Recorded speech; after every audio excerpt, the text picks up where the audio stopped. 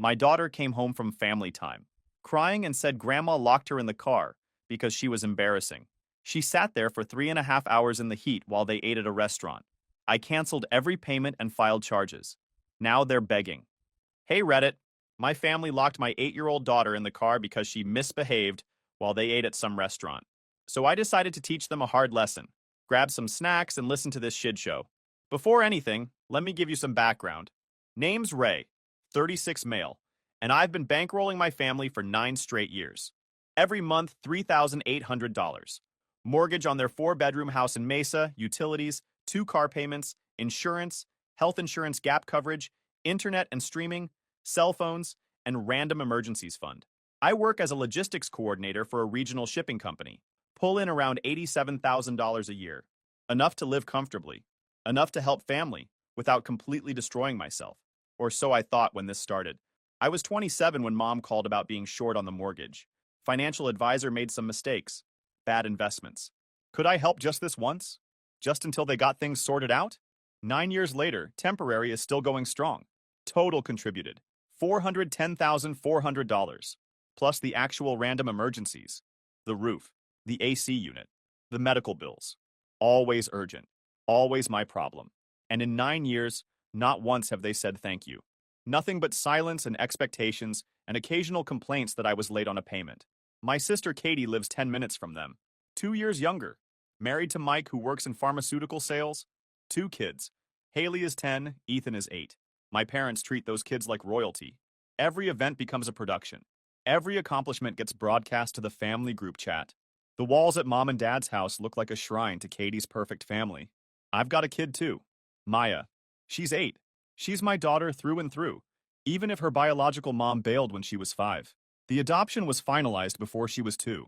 Haven't heard from the bio mom since she left, so I've been solo dad for 3 years. 2-bedroom apartment in Tempe. We've got our routine and it works. Made absolutely sure Maya knows she's loved and important. Except my parents treat her like she's invisible. Like they're doing her a favor just showing up. They show up to events but leave early. One polite question about her life, then immediately back to Haley's honor roll or Ethan's baseball stats. Maya's birthday last month was a perfect example. I rented a pavilion at the park, set up decorations, ordered her favorite cake, invited family and friends from school. My parents arrived an hour late. They stayed 23 minutes. Brought a clearance aisle gift still marked down 40%. Left before we sang happy birthday because they had dinner reservations with Katie's family. Maya asked me later why they didn't stay for cake. I told her they had something important. It's been like this since Maya was born. Colder interactions, shorter visits, forgotten promises. Meanwhile, Haley gets a tablet for her birthday. Ethan gets trips to Legoland. When I suggested Maya could join them on one of those trips, Mom actually laughed. Said it was a special time just for Katie's kids. Said it like I should know better. Like I should understand that Maya wasn't special enough. My kid never complains. She's got this sweet personality that kills me. Shy around new people, but opens up when she feels safe. Obsessed with marine biology. Knows every ocean animal. Reads books about coral reefs and deep sea creatures. Gets straight A's. Helps me fold laundry without being asked. Sets the table before dinner. The kind of kid who apologizes when she sneezes too loud. I love her more than anything in this world. Would burn everything down to protect her. Which is exactly what I was about to do. Because that Saturday at 5 p.m., Maya came through my door crying. Deep sobs that came from somewhere real and painful. Maya's footsteps were wrong when she came in. Usually she's got this bounce, this energy. Comes through the door talking about whatever happened during family time with Grandma and Grandpa. Not Saturday. She walked in slow and heavy. Dropped her backpack like it weighed 100 pounds. Stood in the entryway staring at nothing. Her face was red and blotchy. I was on the couch reviewing some logistics reports for work. Monday morning meeting prep that could have waited. I dropped the tablet the second I saw her face. Maya? What's wrong? The words came out between sobs. Broken up. Grandma made me wait in the car. My blood went cold. What do you mean, wait in the car? She said I was embarrassing them. Maya wiped her face with both hands, but the tears kept coming. She made me sit in the car for 3.5 hours while everyone else ate at the restaurant. It was so hot, Dad. I couldn't breathe right. The windows were up because she said if I opened them, the car might get broken into. I drank all my water in the first hour. I was so thirsty and hot and scared. 3.5 hours. In September. In Phoenix. Where the inside of a car becomes an oven even with the sun going down. What did you do that embarrassed them? I kept my voice level, but inside I was seeing red. Something was boiling, rewiring, becoming something harder and colder, and completely done with this. Maya looked at her shoes, the guilty look of a kid who thinks this is somehow her fault. We were at the restaurant and I asked the waiter a question about the fish on the menu. I wanted to know what kind it was, because we've been learning about different species in school. Haley laughed really loud and said I was being weird, that nobody cares about fish. Grandma got this look on her face. She told me I was causing a scene, that I needed to learn when to be quiet. She said I was making everyone uncomfortable, and I needed to go wait in the car until I learned how to behave in public. 3.5 hours for being curious and interested, and exactly the kind of kid any decent person would be proud of. I pulled her into a hug. She buried her face in my shoulder and cried until my shirt was soaked. I held her and felt this absolute certainty about what needed to happen next. Go get cleaned up, kiddo, I said quietly. Change into comfortable clothes. I'll order us pizza. She nodded and headed to her room. I waited until I heard her door close. Then I grabbed my keys and wallet and walked out. The drive to my parents' house took 17 minutes. Saturday evening traffic on the 202. They live in one of those neighborhood developments that all look the same. Desert beige houses with rock yards and 2-car garages. Retired people paradise. The kind of place you can afford when your son pays all your bills. I parked on the street. Their driveway had both cars in it. Katie's SUV was there too. Perfect. The whole family gathered for their usual Saturday evening together. I walked up to the front door and tried the handle. Unlocked as always. Walked right in. They were in the living room. Dad in his recliner watching golf. Mom on the couch with her novel. Katie and Mike on the love seat looking at something on Mike's phone. Haley and Ethan on the floor with iPads. Everyone looked up when I walked in. Ray? Mom was confused. We weren't expecting you. Is something wrong? I pulled out my phone, opened my banking app, pulled up the recurring payments page, the one I'd set up 9 years ago and barely looked at since. All those automatic withdrawals that made it easy not to think about how much I was giving. I started canceling them, one by one. Each tap felt good. Katie stood up. What are you doing? I didn't answer. Just kept tapping. Cancel. Confirm. Cancel. Confirm. Dad's phone buzzed. Then Mom's. Both of them checking notifications at the same time. Both of them going pale as they read their screens. Son. Dad's voice had an edge to it now. What are you doing? I pocketed my phone. Maya sat in your car for 3.5 hours today. In the heat. Without water. Because she asked a question about fish. Silence. That's... Mom started. That's not what happened. Really? I looked at Katie. You were there. Tell me what happened. Katie had this look on her face. Defensive and annoyed. Maya was being inappropriate. Mom had to correct her behavior. By locking her in a car. She wasn't locked in, Mom said quickly. She chose to wait there. She's 8. She was being disrespectful, Katie added. Her voice had that pitch that made me want to walk out immediately. She was showing off, making everything about her. Haley was embarrassed. I looked at Haley, staring at her iPad, pretending not to hear any of this. Then at Ethan, doing the same thing. Both of them trained not to question their parents. Here's what's going to happen, I said, my voice dead calm. Every payment I've been making stops. Today, right now. You've got about 2 weeks before the mortgage payment bounces. 3 weeks before utilities get shut off. Your car insurance lapses end of the month. Your cell phones disconnect when the billing cycle ends. You're on your own. Dad stood up fast. You can't do this. I just did. We're your parents, Mom said. Her voice was shaking now. You owe us.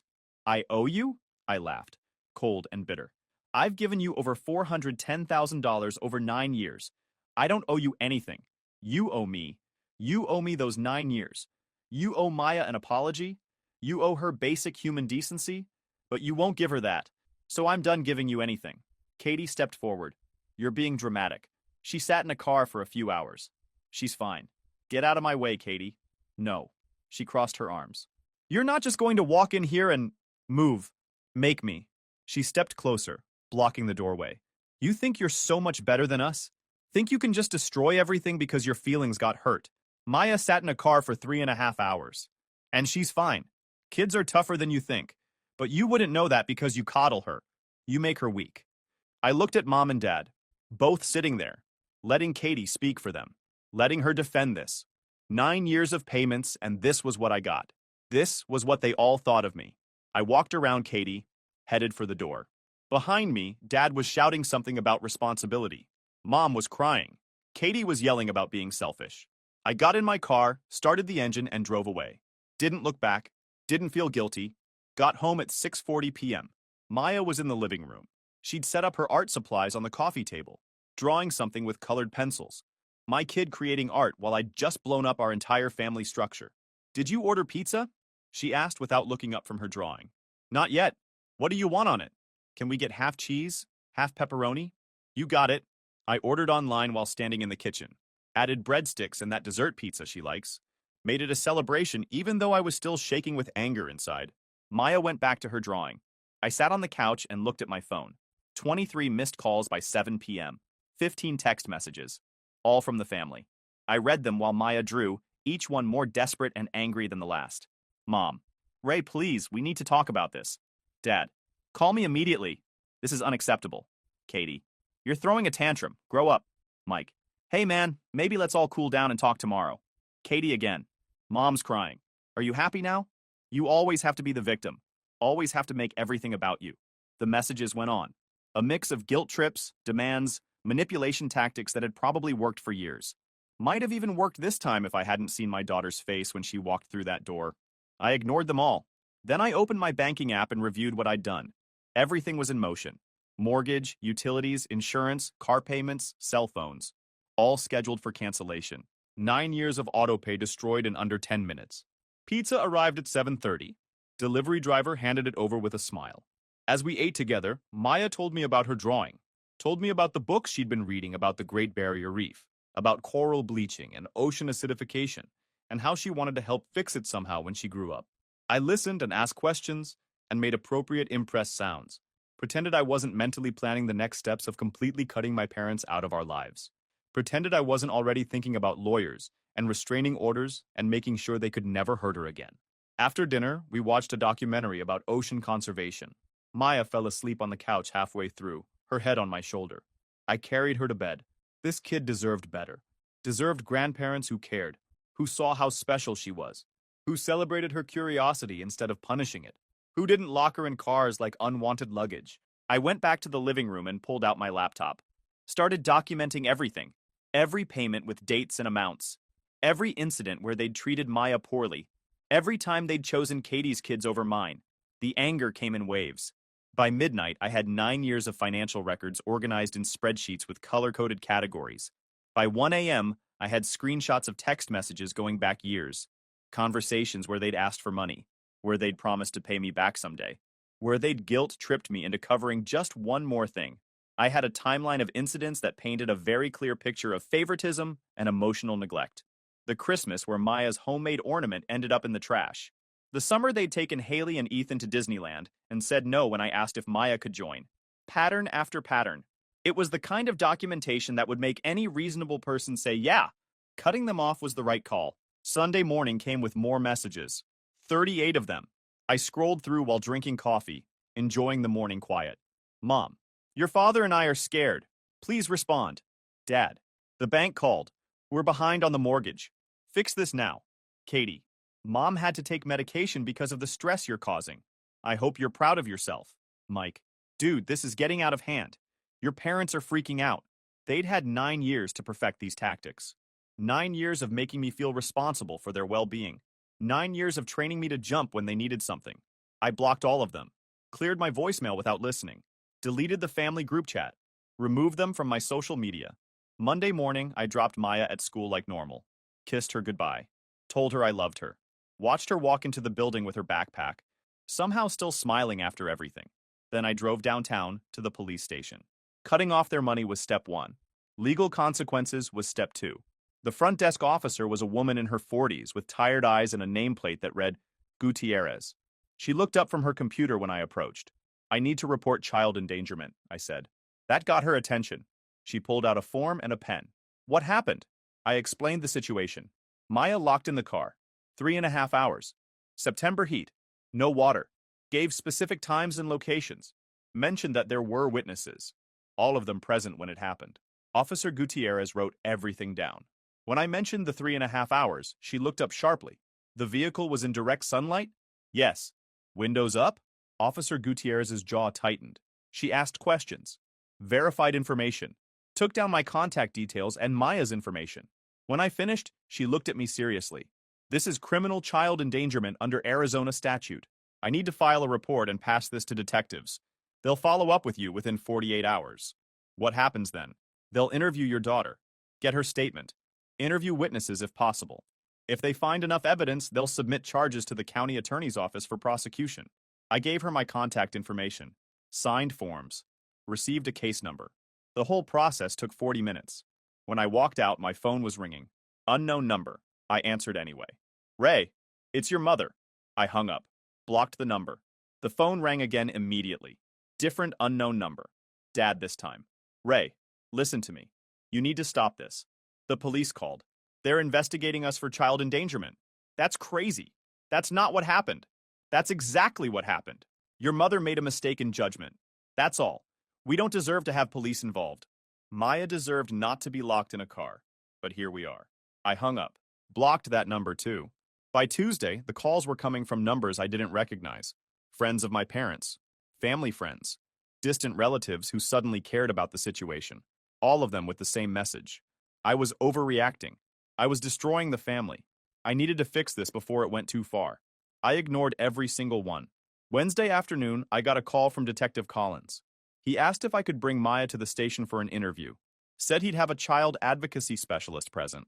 That it would be gentle and age-appropriate. Thursday after school, I took Maya downtown. Explained that some people wanted to ask her about Saturday. She nodded and asked if I'd be there with her. I told her I'd be right outside. The interview took 45 minutes. When Maya came out, the advocacy specialist said she did great, that her statement was clear and consistent. Detective Collins walked me to my car. Your daughter's story matches your report exactly. I'm recommending charges. The county attorney will make the final decision, but this is pretty straightforward. Your mother endangered a child through reckless disregard. I nodded. There's something else you should know, Collins added. Child Protective Services will be involved. They'll want to interview you and your daughter. Make sure she's in a safe environment. She is. I believe you. But they have to verify. They'll probably visit your home, talk to her school, check references. Don't take it personally. I won't. He handed me his card. Call me if your family tries to contact you about this, especially if they try to pressure you into dropping the charges. That's witness tampering, and I'll add it to their problems. Friday morning, my parents were formally charged. I know because Katie called from Mike's number, screaming so loud I had to hold the phone away from my ear. You got Mom arrested. Your own mother. Do you understand what you've done? Your mother locked my daughter in a car for 3.5 hours. She made a mistake. Then she can explain that to a judge. This is going to ruin her life. She could go to jail, Ray. Jail. Good. Katie made a sound somewhere between a scream and a sob. You're evil. You're actually evil. Maya sat in that car crying and scared while you all ate dinner and laughed. But I'm evil. Sure. I hung up. That afternoon, I got an email. From my dad. Subject line. Please read. The email was long. Pages of justifications and explanations. How they didn't mean to hurt Maya. How it was just a few hours. How kids these days are too sensitive. How I was ruining their lives over nothing. How they'd already paid $3,000 to a lawyer. How I needed to drop the charges and restore the payments and fix this mess I'd created. Not once did he apologize for what they did to Maya. I blocked his email address. Saturday morning, 1 week after everything started, I woke up and checked my phone out of habit. No calls, no texts, no emails. Complete silence. It felt incredible. 2 weeks later, the mortgage payment officially bounced. I know because I got a text from my cousin forwarding messages from Katie. She'd sent a screenshot of the bank notification my parents received. Crying. Past due. Late fees assessed. 30-day notice before foreclosure proceedings. 3 days after that, their utilities were shut off. Power, water, gas, all gone. They had to pay deposits and reinstatement fees to get them turned back on. Deposits they didn't have because they'd never built an emergency fund. Never needed one when their emergency fund was me. Daniel told me about it at work. His wife volunteers with my mom's theater group. Word travels. That's rough, Daniel said. They had 9 years to budget properly, I said. Fair point. Daniel was a good guy. Never judged. Just listened and occasionally passed along updates. Week 3, their car insurance lapsed. Both vehicles uninsured. Dad apparently didn't realize it immediately. Kept driving around uninsured for 4 days until he got pulled over for a broken taillight on his way to his hardware store job. The cop ran his information. No active insurance. Citation issued. $500 fine plus mandatory SR-22 filing for 3 years. SR-22 meant he'd have to prove financial responsibility to the state. Meant his insurance rates would triple when he eventually got coverage again. Daniel told me Dad tried to talk his way out of the ticket. Played the senior citizen card. Claimed he didn't know the insurance had lapsed. The cop didn't care. Rules are rules. Dad ended up having to call Katie to come pick him up because he couldn't legally drive the car home. Had to pay $150 for the tow to get it out of impound. Their cell phones disconnected day 29. The angry calls stopped. Knowing they were phoneless added some satisfaction. Your parents lost their house, Daniel told me one day in late October. We were at this taco place near the office. Good, I said. Daniel raised an eyebrow but didn't look surprised. That's cold, man. They locked my 8-year-old daughter in a car for 3.5 hours in Phoenix heat because she asked about fish. They took over $410,000 from me and never once said thank you. So yeah, good. I hope the apartment they move into has paper-thin walls and noisy neighbors. Daniel nodded slowly, thinking it over. When you put it that way, yeah, fair enough. That's what I appreciated about Daniel. No speeches about family being everything or blood being thicker than water, or whatever people say when they don't understand the full situation. The foreclosure went through in November, about 90 days from the first missed payment to the final auction. The house had been heavily mortgaged with home equity loans for various things. The second I stopped paying, the whole thing collapsed. They moved into a small apartment in Scottsdale, 1 bedroom in a complex that looked like it was built in 1973 and hadn't been updated since. Maybe 600 square feet of depressing beige carpet and popcorn ceilings. The kind of place where college kids live with 3 roommates or elderly people go to die slowly. My parents, at 69 years old, starting over in poverty housing because they never learned to live within their means. The apartment complex had a reputation too. Daniel mentioned he'd lived there briefly during his divorce. Said the walls were so thin you could hear neighbors sneeze. Said the parking lot got broken into regularly. Said the AC barely worked in summer. Perfect. Dad got a part-time job at a hardware store making $13 an hour. Mom started doing data entry from home for some sketchy company that probably barely classified as legal. Both of them working for the first time in 9 years. Katie apparently helped them move. Complained about it constantly. That I should have helped. That it was my fault. The irony was lost on Katie. She'd watched my daughter get locked in a car and said nothing. Daniel asked me about it over coffee one morning in early December. We were in the break room. Your sister's telling people you're heartless. That you abandoned your family when they needed you. My sister can tell people whatever she wants. I stopped caring about her opinion around the same time she suggested my daughter wasn't really mine. Daniel's eyebrows shot up. She said that? Her exact words were, "She's not even really your kid." That's messed up. That's Katie. Daniel shook his head. You don't care what they think? Not even a little bit. And I didn't. That was the surprising part. 9 years of caring too much. 9 years of trying to be the good son, the reliable brother, the person everyone could count on. Stopping was easy. Not caring felt like freedom. The criminal case moved forward through December. My mother hired a lawyer, some guy named Burton who specialized in defending first-time offenders. He tried calling me twice, left voicemails that I deleted without listening, sent an email through the county attorney's office asking if I'd be willing to drop the charges. Said it would help his client's case, that it would be better for everyone, including Maya, if we could resolve this privately. I called him back, told him to lose my number and stop contacting me, that some things require official consequences, that his client should have thought about that before she locked a child in a vehicle. He tried to argue, started saying something about rehabilitation and how criminal records impact elderly people's lives. I hung up. The county attorney offered Mom a plea deal mid-December. Plead guilty to reckless endangerment, a Class 1 misdemeanor instead of the Class 6 felony they'd originally charged. 18 months supervised probation. Mandatory parenting classes even though she'd probably never be around a child unsupervised again. 200 hours community service. Written apology to Maya delivered through official channels. Restraining order, preventing her from being alone with Maya for 3 years minimum. Her lawyer recommended she take it. Avoid trial. Accept responsibility, and move on. Word got back to me that my mother cried for 2 days before signing. I felt nothing about it. Christmas was different this year. First one in 9 years without the obligatory family gathering at my parents' house. No awkward gift exchange where Maya received generic clearance items while Haley and Ethan opened expensive presents. Instead, it was just Maya and me. We put up a tree in our living room, decorated it together with ornaments we picked out at Target, played Christmas music, made hot chocolate with tiny marshmallows, Christmas morning, Maya woke me up at 6 a.m. like always. We sat by the tree and opened presents. I'd gone overboard this year. Marine biology books, a microscope for looking at water samples, art supplies, a wetsuit and snorkel set for when we went to California next summer, clothes that actually fit, a new bike because she'd outgrown her old one. She opened each present with pure joy. "This is the best Christmas ever," she said, hugging a giant stuffed sea turtle. And it was, because we weren't watching other kids get more attention, weren't leaving early so my parents could have their real celebration with Katie's family. We spent the day doing whatever we wanted, watched movies, made cookies, built a massive coral reef diorama out of Lego bricks. Just us, exactly how it should be.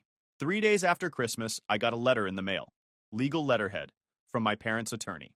A demand letter stating I owed them $410,400 in restitution for financial support that was allegedly promised. They were threatening to sue for repayment.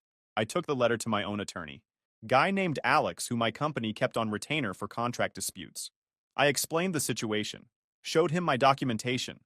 Alex read through everything, the bank records, the text messages, the lack of any written agreements or promissory notes. "This is garbage," he said, tossing the letter onto his desk.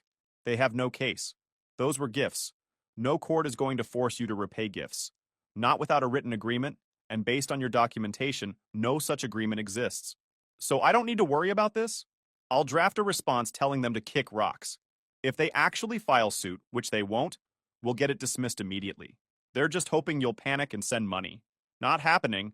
Good. You're finally learning." He leaned back in his chair. "Between you and me, this is the most desperate money grab I've seen in months. They're broke and flailing.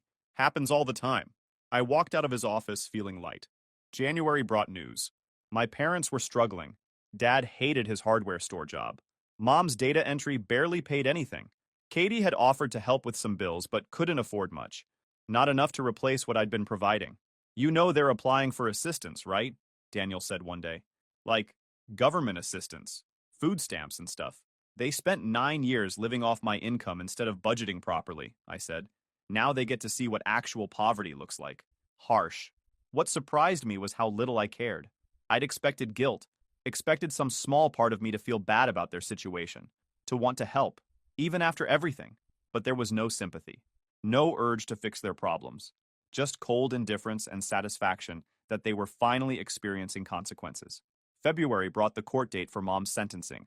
Even with the plea deal, she had to appear before a judge. The judge would formally accept the plea, impose conditions, set the probation terms. I took the day off work, not to attend, just to be available if needed. The county attorney called me afterward, said everything went smoothly. My mother had pled guilty. The judge had accepted the deal. 18 months probation, parenting classes every Tuesday evening, community service on weekends, written apology to be delivered within 30 days. She cried on the stand, the prosecutor told me. Talked about how much she regretted it, how she loved her granddaughter. Did she mention the 9 years she treated my daughter like garbage? No, just focused on this one incident. Typical. The written apology arrived 3 weeks later. 2 pages. Handwritten.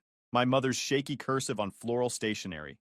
It was full of excuses and justifications wrapped in half-hearted regret. Sorry that things got out of hand. Sorry the situation escalated. Sorry I felt hurt, but never directly saying she was wrong. Never acknowledging the years of favoritism. I read it once. Then I filed it in my folder with all the other documentation. Maya never saw it. She didn't need that manipulation in her life. March rolled in with warm weather and clear skies. Maya turned 9. We had a party at a trampoline park with her friends from school. No family invited. Just kids jumping and laughing and eating pizza. It was perfect. At home that evening, after her friends left, Maya asked me something while we were cleaning up. "Dad, are Grandma and Grandpa ever going to say sorry?" "They sent a letter," I said carefully. "But it wasn't a real apology." "Oh." She thought about that while throwing away paper plates. "That's okay. I don't think I want to see them anyway." "Why not?" "Because they're mean. You always tell me I don't have to spend time with people who make me feel bad." "You're absolutely right," I said. "You don't have to see anyone who makes you feel bad, including them." She nodded, satisfied with that answer, and went to her room to play with her new toys. I stood in the kitchen thinking about how much easier life had become, without the financial burden, without the emotional manipulation.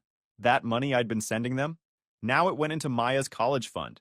into savings, into quality of life improvements, better apartment in a nicer neighborhood, good food, weekend trips, experiences and memories instead of funding someone else's comfortable retirement. I took the $3,800 per month and gave Maya the childhood she deserved. By April, Daniel reported that my parents had adapted to their new reality, both working full-time now. Dad at the hardware store, Mom had moved up to a better data entry company. They'd downsized further, got rid of one car, moved to an even cheaper apartment, learned to budget, learned to live within their means.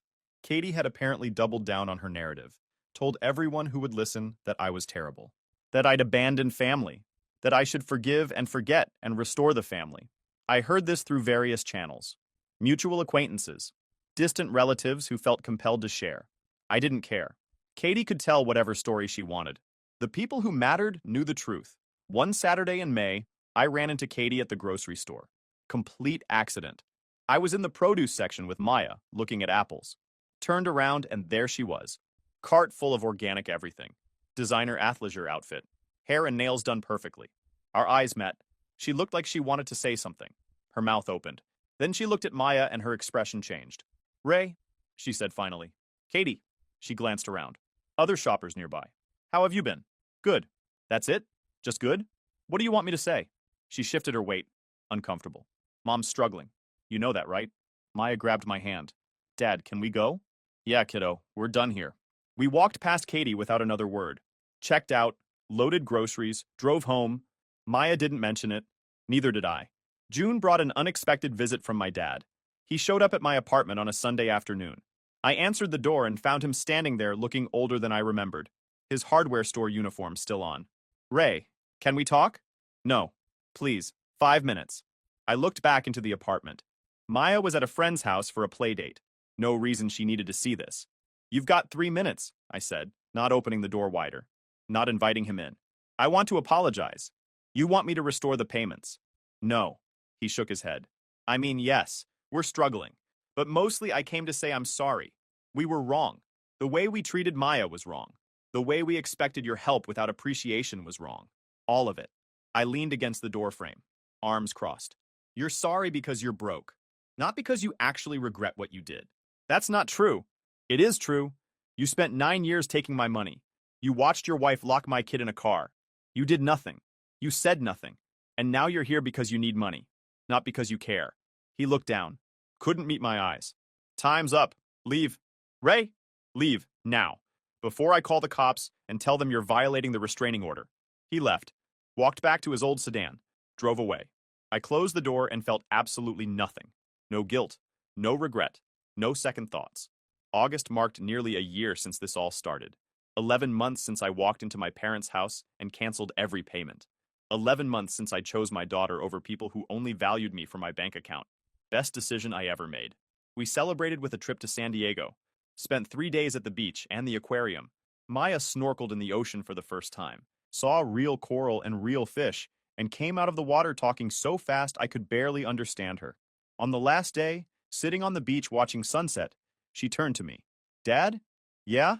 Thank you for being the best dad ever." I pulled her into a hug. "Thank you for being the best daughter ever." And that was it. That was the whole story. I cut off toxic people who treated us like garbage. I pressed charges against someone who endangered my child. I walked away from a lifetime of being used and manipulated and undervalued. I chose self-respect. Katie can tell whatever story she wants. My parents can play victim to whoever will listen. I don't care. I've got my daughter. I've got my life back. I've got my money working for us instead of them. That's not revenge. That's knowing your worth and refusing to accept less. And honestly, it's the best thing I ever did. If you enjoyed this video, please hit that subscribe button. It really helps the channel.